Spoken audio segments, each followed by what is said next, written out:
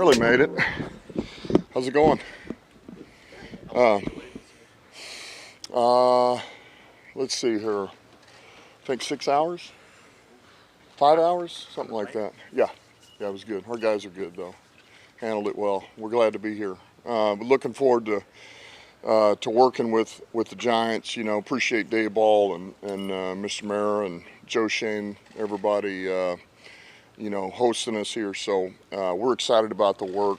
We know we've got a good practice partner, and it'll be a great chance to evaluate where a number of our players are at, as well as theirs, and get better. So we're looking forward to it. The only one to note, because I know it's coming, is Laporta's not going to practice today. And Branch will just get some Indian 7-on-7. He's not going to get any team reps. But they'll be fine long term. Don't sweat. So that's it. Questions? Coach, what part of the Giants team are you looking most to practice against these 2 days with your specific position groups? Yeah, I mean that's honestly everywhere. I mean, look, these guys have they got plenty of challenges for us. Between the receiver position, this D line. I mean, Lawrence is in my opinion one of the best that's in the game right now, to run and pass. I mean, he's powerful, he's strong. The edge, with Thibodeau and Burns over there, that's pretty exciting too. They're this revamped O-line. So, I mean, we've got tests all over the field that we're looking to. And I think a number of it too is this is why you do joint practices. You get a different look. I mean, Hutch has been going against Sewell every day, and so now you get a different look at somebody else who's got a different style. They have a different set, and vice versa on both sides of the ball. So I think it's big for all our guys. I mean, look, I bring up Lawrence again. This can be a great challenge for Frank. Like, Frank's looking forward to this. This is big, man. You have to, you have to go against top tier players to get better. So anyway, we're excited. Is it any more important for just your young guys, your rookies that have only practiced against your guys to help you with the evaluation that they're bringing to the table? Yeah, I think it helps, and it's another environment. The intensity goes up. There's a little bit more pressure, because you're out here and with another team, other players, other organization, different fans, and so I think you find out a couple of things about these guys that you might not ordinarily find out till you get into a game. So it's just a different way to evaluate. It's another way, and it breaks up camp too. For Brandon Booker specifically, I guess, what is the main benefit of looking at the competition and getting him some different looks? Well, you know what? The benefit, honestly, nothing. He just needs reps. And it doesn't matter if it's us or it's them or it's a game. He just needs reps and reps and reps. And he goes to bed and he needs reps. And he wakes up and he needs reps. And so this is anytime he can be out there and run the offense and function, it's going to be good for him. With Laporta, was it something that popped up in practice last week? Yes. Dan, your team's had several instances where there's just some minor pushing and shoving, normal stuff you see in training camp, and they're able to dial it back down because it's their teammates. But Yeah. you get out here and sometimes that intensity can spill over. Is there anything extra you need to say to your guys just to make sure that they keep it in check? No, I told them, man, like we always do. We're competing, and we're not pulling back. But this will be evaluated like a game. So if you do something that's going to cost us in a game, that's part of your evaluation. So, but we got to go. I mean, we got to get better. We can't just be tiptoeing either. Dan, any particular group that you're especially looking forward to, nickelback, maybe safety, third receiver? Yeah, I mean, I think everything you just listed is important. Certainly you want to see how the guys that you're counting on, are they still responding? Do they still have that, do they still have it? Some of these guys, you want to just verify that. But then, yeah, the nickel position is big. I mean, between Amik and E-Man, and we may give Iffy some reps there. That's one. The receiver position, you mentioned it, Fountain and DPJ, Caden Davis. I mean, there's some guys here. Certainly we know what TK is.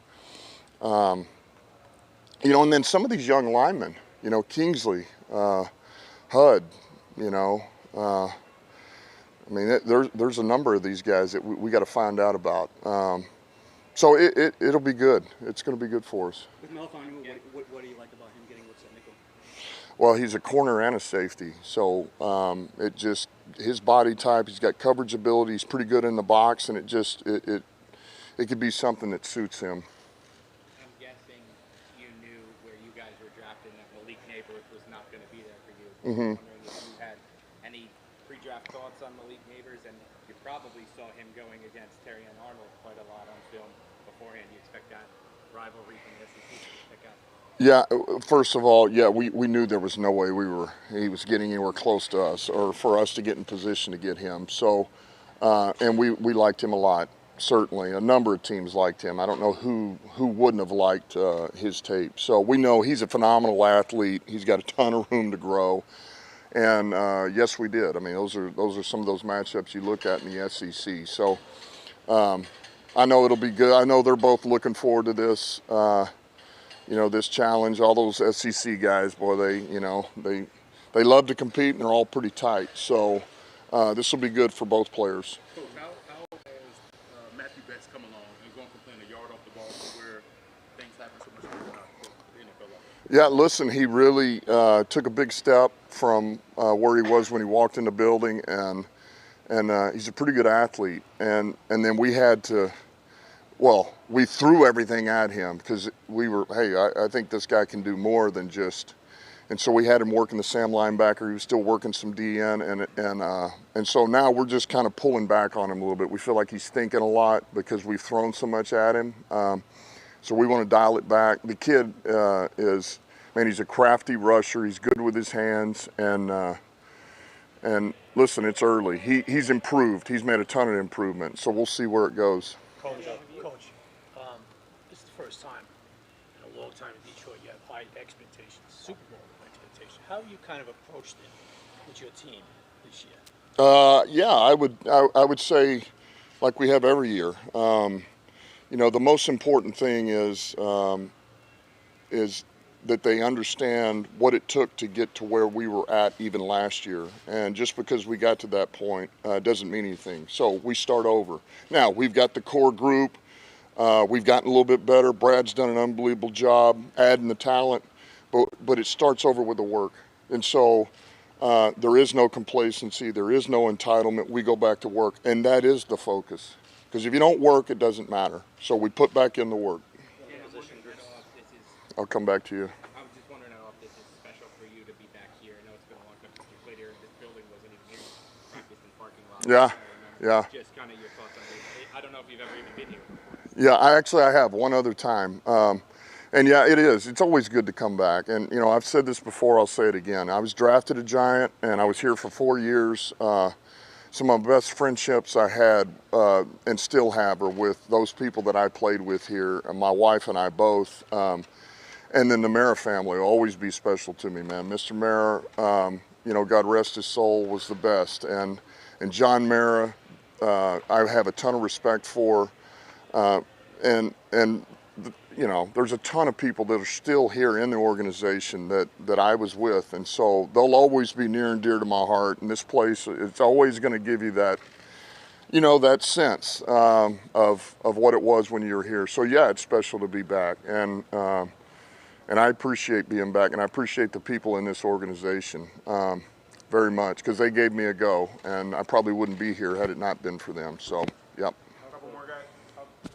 One of those position groups that didn't get mentioned in your answer to Sean was the defensive line. I think we've all seen that take a step forward with the first 2 weeks of practice. I'm sure you look forward to seeing it here, but can you just explain what Coach Williams is bringing to that group and how he's bringing the best out of both guys? Well, it's back to the fundamentals, and I think sometimes, if you're not careful, you throw so much at players that they're trying to think of everything you just threw at them instead of working it one at a time. And you can only work one thing at a time. You're trying to do 2, you just can't. The brain doesn't work that way. So I feel like he's really just, broken it down into pieces, and he's got these guys playing fast, fundamental, sound football, and he's knowledgeable, and he understands how to get his point across. And he's not a yeller, but man, he knows. Now he can and he will, but he understands how to get his message across in a unique way. He always has been able to do that. When you had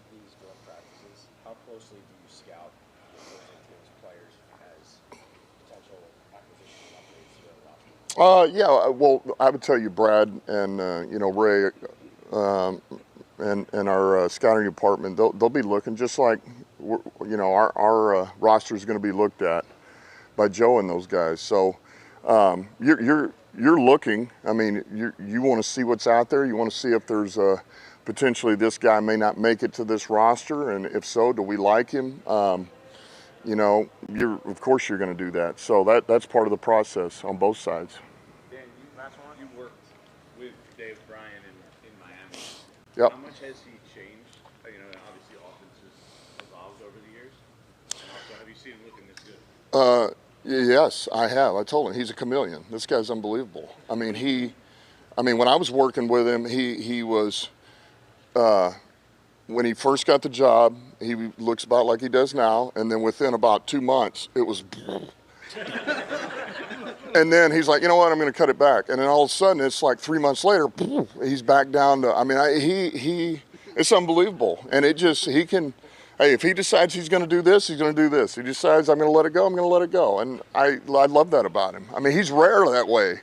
Man, I appreciate our time together. He is one of the smartest football minds I've been around. And you talk about thinking fast, man. He tested us as a staff, and I learned a ton of football around him. So here's what I would say is he's continued to grow like any great coach has, and he evolved. I mean, what he was doing in Buffalo was not what we were doing there.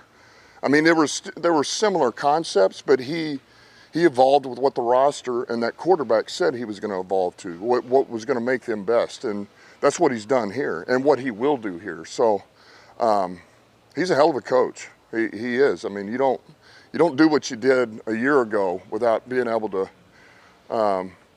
coach. So I got a lot of respect for Dave's. Thank you, guys. All right, thanks.